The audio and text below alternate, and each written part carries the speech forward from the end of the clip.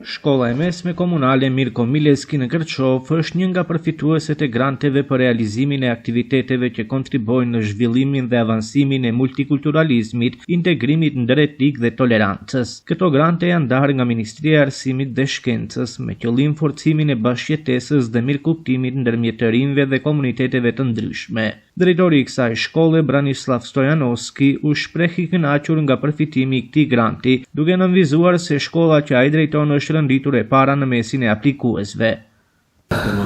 Prvi od работен ден, odnosno училищен ден, наставен ден от второто полугодие ни донесе една много убава вест od strana na Ministerството за образование и наука. Me fillimin e gjysmëvjetorit të dytë, morëm një lajm shumë të mirë nga ana e Ministrisë së Arsimit dhe Shkencës, pasi kishim aplikuar në një projekt për zhvillimin dhe avansimin e multikulturalizmit, integrimit ndërretnik dhe tolerancës. Dhe nga 8 shkollat të cilat kishin aplikuar, ne jemi radhitur të parët dhe përfituam këtë grant, me të cilin do të realizojmë aktivitete të ndryshme me qëllim forcimin e bashkëjetesës dhe mirëkuptimit ndërmjet të rinjve dhe komuniteteve të ndryshme.